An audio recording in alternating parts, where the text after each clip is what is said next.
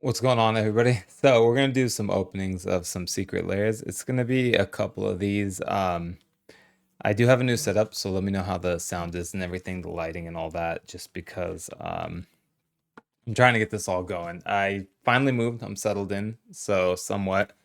Still have a little bit of moving to do. So without any further ado, though, I am going to open up some secret layers. These were from the most recent drop. We had the Ghostbusters, the Monstrous magazines, which had the misprint. So this one was slightly discounted, although I still think it will be a great layer just because, you have a Coma in there, which unfortunately is the misprinted card. We got Pixel Perfect Extra Life. So this one dropped actually a little bit after this series here.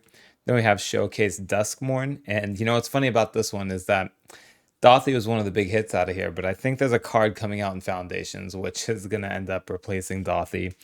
Then we have Tome of the Astral Sorceress, and we're finishing it off with a Peach Momoko. I'm not going to do all of these in this single video. I will link the second part down below, but what I will do is I'm going to open up these. Let's do these three here and this fourth one, and then we're going to do some of the play packs that came with the Duskmournes, which I ordered. So we'll do 5 of those packs here, because if you didn't know, with the Duskmourne showcase, you got a play pack, or a play booster with those when you made that order. So we're going to set those aside. Go ahead and do the openings for the Peach Momoko. I do stream on Whatnot. I'll be streaming Foundations shortly here, so if you want to check us out there, I'll have a link down below. So without any further ado, let's get into opening these. We'll start off here with the only one actually out of this drop that came in a box, which is going to be the Hatsune Miku Electric Entourage. Now the value in this one, people are like, oh, it's not that great, but I think if you are a fan of this series, then you're going to pick it up regardless of the single card value. I know every time people review Secret Layers, that's typically what they are talking about here. And I actually haven't watched too many of these openings, so I don't know what the best secret card to hit out of here is. So, Miku Divine Diva, which is Elspeth Terrell. Let's go ahead and pull this off. I'll go over the secret card at the very end, just because that's always the surprise there. So, God, the glue on these is so strong this time around.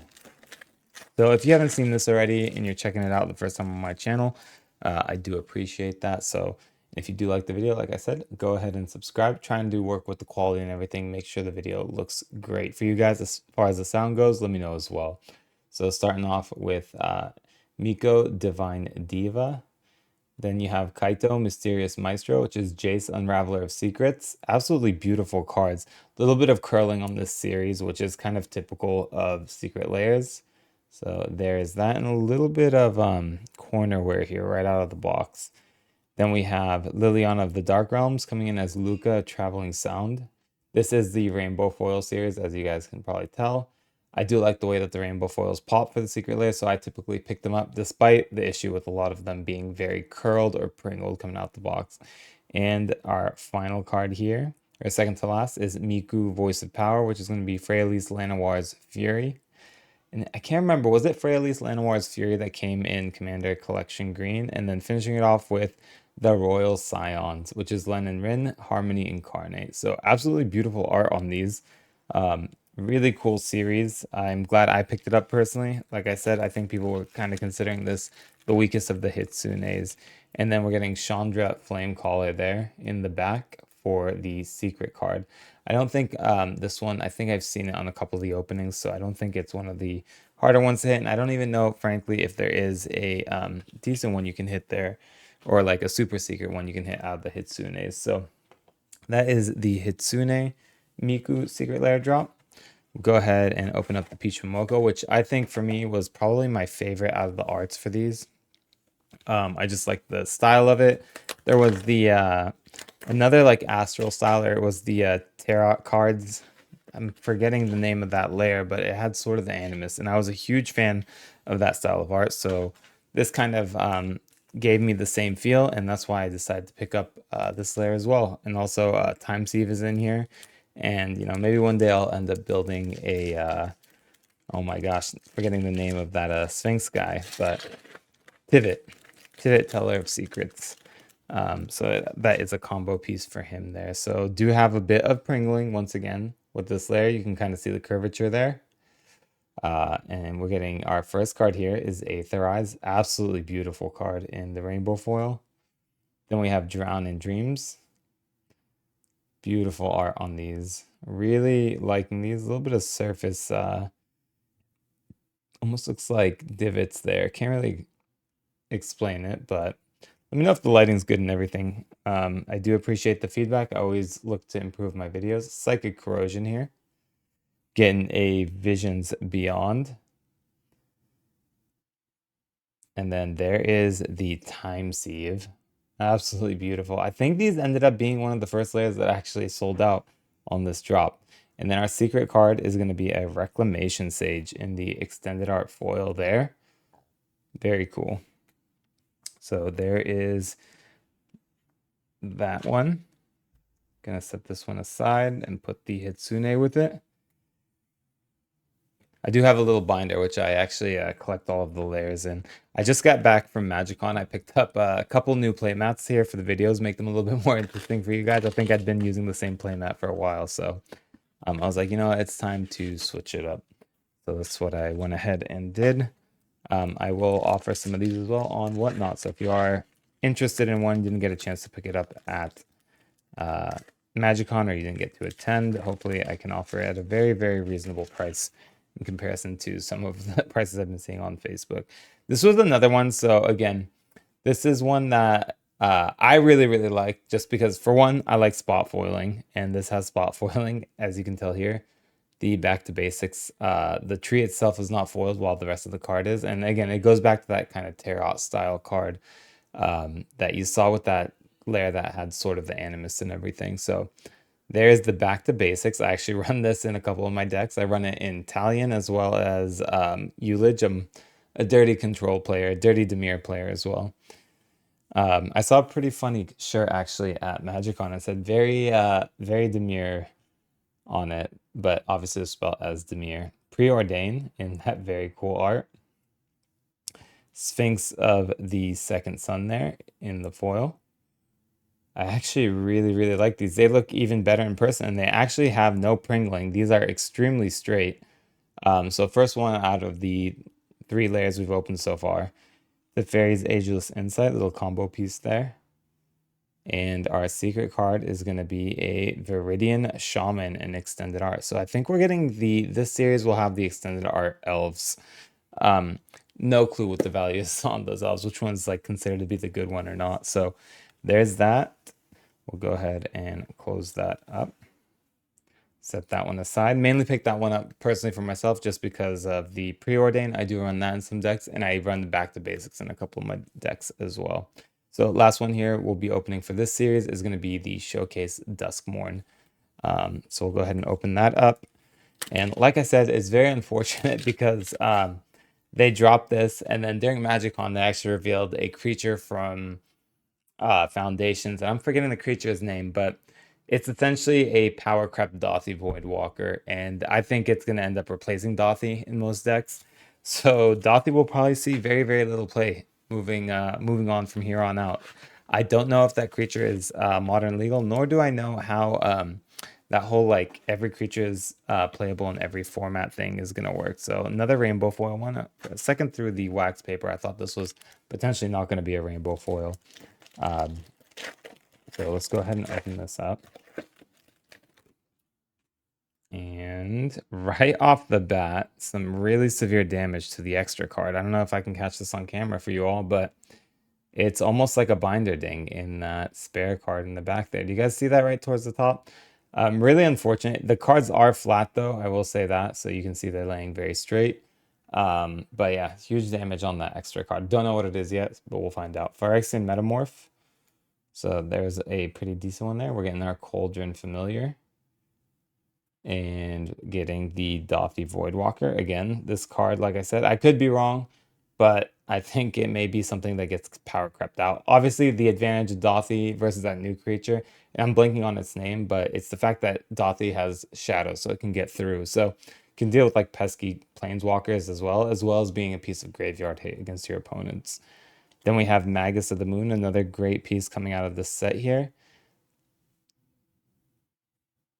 And then finishing it off with the Witch's Oven. And then we are getting our secret card, which is a additional Reclamation Sage. So it seems like Reclamation Sage is one of the more common ones. Again, this one having a little bit of damage up at the top here. And you can actually see that coming through with that lighting there. So we'll go ahead and set those aside. Those will go into my layer binder, get sleeved up and everything. Let me know what you guys thought of that layer. Let me know if you picked them up, if you thought it was worth it. I think a lot of them are actually still available, surprisingly. The layer wasn't that popular, and I apologize for the focus in and out. Something I'm still working on. Hope to improve it. Tried to get a little bit of background here. I have some of the products that we do sell on TCG, or not TCG. Well, I do sell on TCGplayer as well, but a lot of it we do as a live stream break. So here we go for our play packs. I'm gonna go through the uncommons and commons pretty quick. Miasma Demon, Divergent Specialist, Arabella. Great hit for the uncommon there, and I'll kind of stop on those. Dazzling Theater Prop Room, another good rare there. Murky Sewer, and we're getting a Moldering Gym with Weight Room in the foil from that play booster. You know, I don't know how I feel about play boosters. They feel mostly like, I would say more so like draft boosters than set boosters. How many minutes in are we? Okay, 11. I didn't take too long. Vicious Clown, Final Vengeance, Seized from Slumber, Anthropede, Optimistic Scavenger, Saw, House Cartographer, Oblivious Worm, Ghostly Dancers for our rare right there. Getting our island and a Trapped in the Screen with a Gremlin token. Ghost Vacuum is starting to see a ton of play. I think that is a great piece of graveyard hate that came out of this set. Innocuous Rat, Wary Watchdog, Vanish from Sight, Living Phone, Scorching Dragonfire Glimmer, Elegant Rotunds, Insidious Fungus, Lionheart Glimmer, Dashing Bloodsucker, Enduring Tenacity, nice little hit there. And then we are going into our planes and a Stay Hidden, Stay Silent in the foil with that. What did you guys think of the Lurking Shadows cards? Do you guys think those were worth doing, or do you think there's just so many special versions and so many different things that it really doesn't make too big of a difference to have those in there? I think there's just too much going on with the set personally, and I kind of just like, it was something that I think a lot of people are even going to forget about was a thing in this set. It was so subtle, and with all the different variations, I don't think people are going to care come, you know, 3 months, 4 months down the line. In fact, I think most people will forget. Getting another Dazzling Theater prop room. Is that the second one? It is. So these come out of random play boosters and stuff. So I think that's probably the reason we are going to see maybe potentially duplicates here. Derelict Attic and our art card. We'll just go ahead and do all of them. I thought this video would be a little bit longer, but it is apparently not. Here we go. Oh, you guys didn't see that. We do have a foil rare. Horrid Vigor.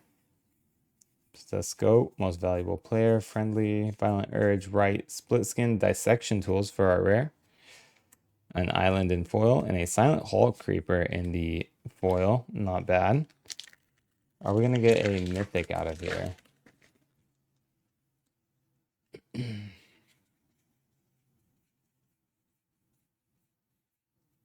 Piggy Bank. Getting a Central Elevator, Promising Stairs. Moldering Gym, Weight Room, and our full art island. 3 packs left here from our bonuses.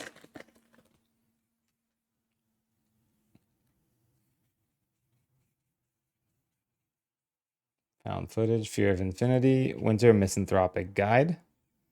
Marvin, nice little hit there. Marvin, double rare pack there. I'm so used to these, just like I said, these feel more like draft packs. I always think I'm just going to hit a single rare, which we have hit a single rare out of every pack except that one there. And then a Vanish from Sight in foil. And then we have our locked and unlocked door tokens. I think our best hit so far will either be Enduring Tenacity, Foil Silent Hall Creeper, or Marvin. Ton of found footages. Untimely Malfunction. This card is so good. I spotted it very early on. I mentioned it to my buddy. I ended up picking up a playset for myself in foils just because I think it's so good. But yeah, big card for the long run. Another Marvin. A lot of duplication here in these in the rare slot. The second Marvin, Mountain, and a Glimmerlight in foil.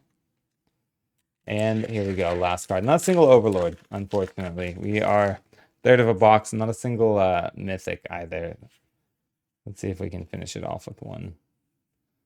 Unwanted Paranormal Analyst, Growing. Thornspire Verge, that's a great hit. Very happy to see a Verge there. Neglected Manor. And a Fear of the Lost Teeth in foil. And we have a little ad card there in the back. So that's the break. Went over a little bit of the secret layers and everything. Hope you guys enjoyed the video. If you did, please comment, like, subscribe. I would appreciate it. And like I said, there is a link down below for a free $15 on credit on Whatnot. So you can check us out there. We will be streaming Foundations on Wednesday. So I'll catch you in that stream. Adios.